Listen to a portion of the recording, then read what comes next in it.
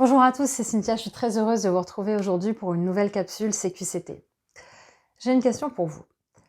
Est-ce que vous avez souvent l'impression de courir après le temps, de ne jamais pouvoir vous poser et de vous endormir épuisé à la fin de la journée sans avoir pu penser ne serait-ce que 10 minutes à un de vos objectifs? Dans cette vidéo, vous allez voir comment, en identifiant clairement vos besoins, vous allez pouvoir gagner du temps pour vous occuper de vous.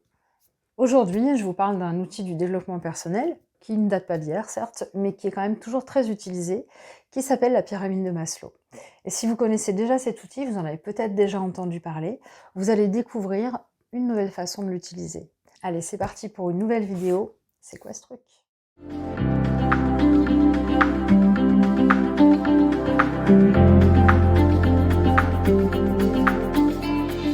Contrairement à ce que son nom pourrait le faire croire, la pyramide de Maslow n'a pas été construite par les Égyptiens et elle ne date pas d'il y a 4500 ans. C'est un psychologue, Abraham Maslow, qui en 1943 a élaboré ce qui est devenu par la suite la théorie de la motivation. Nous voilà donc avec une pyramide qui comporte 5 niveaux. Et ça nous dit quoi? Que les besoins de l'être humain, dans le monde occidental, puisque c'est pour ces populations qu'elle a été pensée, sont classés et même hiérarchisés. Le premier postulat de Maslow est qu'on doit satisfaire un besoin avant de penser à en assouvir un qui soit d'un niveau supérieur, ou à minima que 70% de nos besoins soient assouvis pour qu'on puisse regarder ce qui se passe plus haut.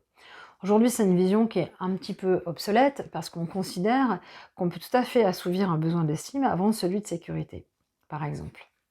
Le second postulat de Maslow, c'est qu'une situation qui est jugée insatisfaisante va générer un besoin à satisfaire, et donc une motivation pour l'action. C'est pour ça qu'on appelle aussi la pyramide de Maslow la théorie de la motivation. Alors, en bas de la pyramide, on trouve les besoins physiologiques. Ce sont les besoins qui sont liés à la survie de l'individu. Manger, boire, dormir, se reproduire pour perpétuer l'espèce, conserver une bonne hygiène, etc.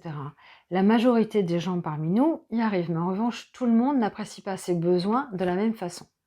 Le besoin de sommeil, par exemple, est variable d'une personne à l'autre. Certaines personnes vont avoir besoin de 5 heures pour se ressourcer, quand d'autres auront besoin de 8 heures pour être en pleine forme le lendemain matin. Ce besoin supérieur de sommeil va, s'il n'est pas assouvi, être une motivation pour une meilleure organisation de la journée, par exemple, pour pouvoir se coucher plus tôt. Au niveau supérieur, donc juste au-dessus des besoins physiologiques, se trouvent les besoins de sécurité. Ceux-là, ils correspondent aux aspirations qu'on a à être protégés moralement et physiquement. Ceux-là sont plus complexes parce qu'ils ont un côté objectif, notre sécurité et celle de nos proches, mais aussi un côté subjectif parce qu'ils sont liés à nos peurs et à nos anticipations, que d'ailleurs elles soient fondées ou bien complètement irrationnelles. Ce niveau-là, il concerne plusieurs aspects de notre sécurité. En premier lieu, le logement, la possibilité de s'abriter. Ensuite, on trouve les ressources financières et matérielles. Vient ensuite l'aspect physique. On va se protéger contre les possibles violences physiques du monde extérieur. Ensuite vient l'aspect moral et psychologique. Là encore, on va chercher à se protéger contre la violence, mais plutôt contre des manipulations, par exemple, ou des menaces. Enfin, on parle de sécurité affective, on va retrouver ici la stabilité familiale, et puis la santé. Là encore, les niveaux d'appréciation peuvent varier selon les individus. Je me souviens par exemple avoir vécu dans un village proche de Marseille qui avait une pas très bonne réputation, et en réalité, c'est un endroit où je me suis toujours sentie en sécurité et où j'ai même été très bien accueillie. Le troisième niveau de cette pyramide correspond aux besoins relationnels et aux besoins d'amour. On voit parfois l'appellation besoins sociaux.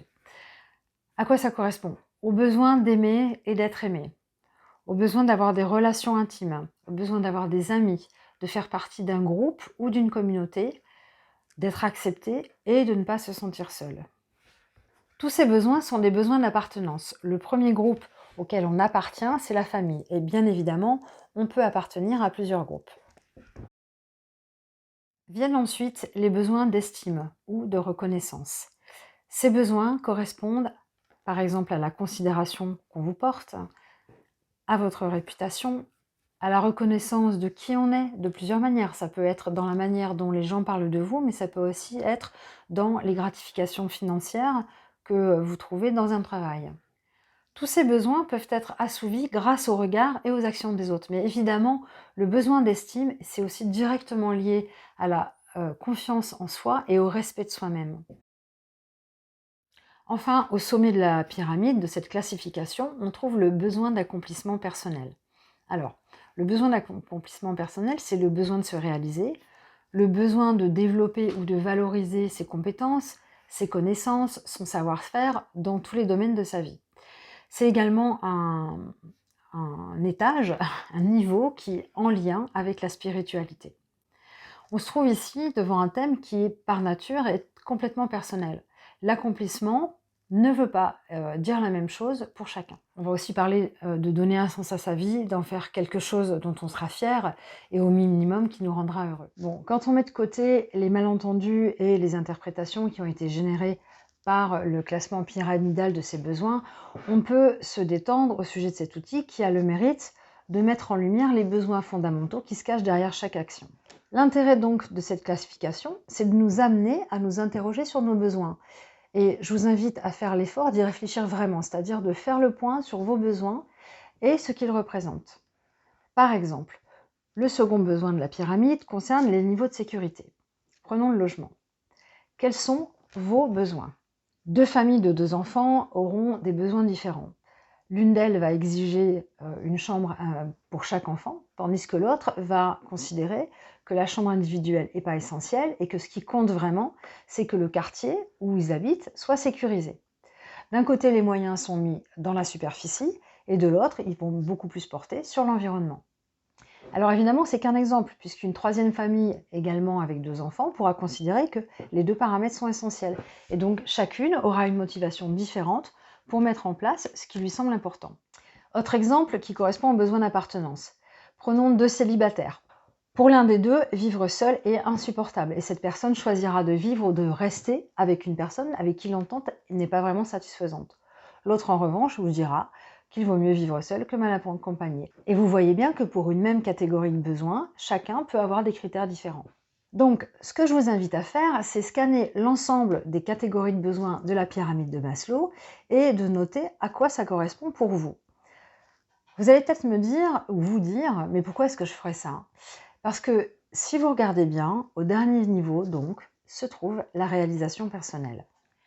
Et donc, avouez que plutôt que ce soit une fin en soi complètement déconnectée de la réalité, ce serait quand même chouette d'arriver à la remettre au cœur de notre quotidien et de préférence sans céder à la culpabilité. Pour ça, il va falloir mettre la lumière sur la manière dont s'articulent vos actions quotidiennes et à quoi elles correspondent.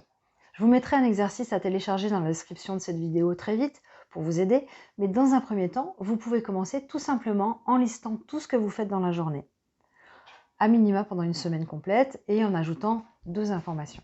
La première info, c'est pour chaque activité, combien de temps avez-vous consacré à cette activité? Exemple, le matin, on se douche, on se maquille ou on se rase, on s'habille, combien de temps ça prend? On va dire 30 minutes.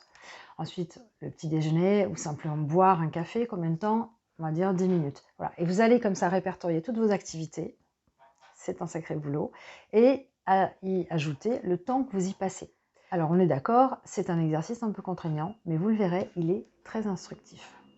Donc ce que vous pouvez faire, c'est commencer par lister dès maintenant les tâches ou activités qui reviennent quotidiennement, et puis vous y ajouterez les aspects plus ponctuels ou inhabituels au fur et à mesure. La deuxième info que vous allez ajouter, et qui est primordiale, c'est quel est le besoin que vous assouvissez par ces actions. Identifiez qu'est-ce que vous comblez comme besoin quand vous vous rasez, quand vous vous douchez, quand vous mangez votre petit-déj, quand vous partez au travail, quel besoin vous assouvissez. Alors évidemment, certains besoins sont évidents.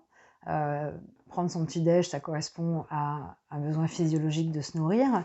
Et puis d'autres actions vont être beaucoup plus subtiles. Vous aurez peut-être un peu plus soit de mal à identifier le besoin réel, soit ce besoin va se retrouver dans différentes catégories. Voilà, cette action va combler différents besoins de différentes catégories.